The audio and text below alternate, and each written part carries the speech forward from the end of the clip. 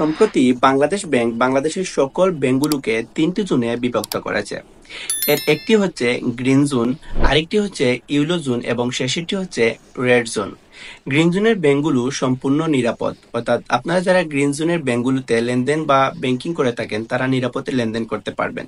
তাছাড়া কিছুটা ঝুঁকিপূর্ণ ব্যাংকগুলো হচ্ছে ইয়েলো জোনে রয়েছে। মূলত গ্রিন জোনে রয়েছে 16টি ব্যাংক এবং ইউরো জোনে রয়েছে 29টি ব্যাংক। তাছাড়া রয়েছে রেড জোন অর্থাৎ ডেঞ্জার জোন, এখানে রয়েছে মূলত 9টি ব্যাংক। এই ব্যাংকগুলো যে কোনো সময় দেউলিয়া হয়ে যেতে পারে। তাছাড়া এই 9টি ব্যাংক সম্পর্কে বাংলাদেশ সরকার মার্জার নীতি নির্দেশ দিয়েছে, এ নিয়ে কাজ করছে মূলত বাংলাদেশ ব্যাংক।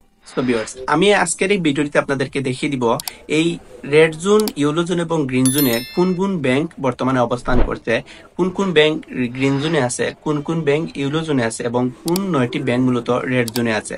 সো এই ব্যাংকগুলো সম্পর্কে আজকের ভিডিওর মাধ্যমে জানতে পারবেন। ভিউয়ার্স, গ্রিন জোনে থাকা 16টি ব্যাংকের মধ্যে রয়েছে prime bank, eastern bank, Habib, NCC, midland bank, Al Arafah, bank Asia, Shimanto, Jamuna, Shahjalal Islami, ইউরি, HSBC, commercial bank of city, standard chartered ও স্টেট ব্যাংক অফ ইন্ডিয়া।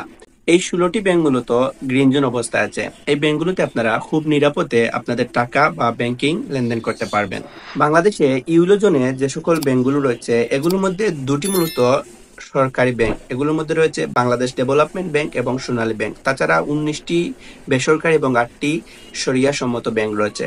বেসরকারি ব্যাংকগুলোর মধ্যে রয়েছে আইএফআইসি ব্যাংক, মেঘনা one, United commercial, NRB commercial, mercantile mutual trust, Dutch Bangla premier, BRAC south east, city trust, SBAC, Madhumati, Dhaka Uttara এবং Pubali bank. তাছাড়া শরিয়া সম্মত ব্যাংকগুলোর মধ্যে রয়েছে ফার্স্ট সিকিউরিটি ইসলামী ব্যাংক, সোশ্যাল ইসলামী bank, Al Arafah, standard union, Exim ও গ্লোবাল ইসলামী ব্যাংক।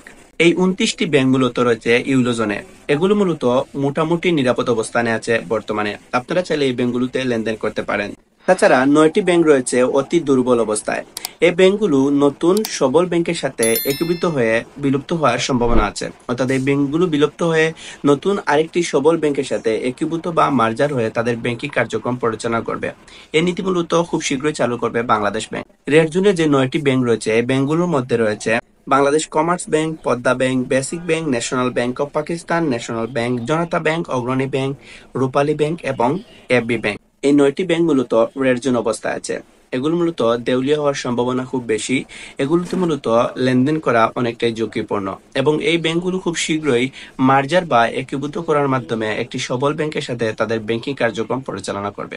সো ভিউয়ার্স, আজকের ভিডিওটি এতটুকুই পর্যন্ত ছিল। আজকের ভিডিওর মাধ্যমে আপনারা জানতে পারলেন বাংলাদেশের ব্যাংকিং সেক্টরগুলো কোন অবস্থায় আছে, কোন ব্যাংকটি কোন জোনে আছে তা জানতে পারলেন। সবাই ভালো থাকবেন, সুস্থ থাকবেন। আসসালামু আলাইকুম।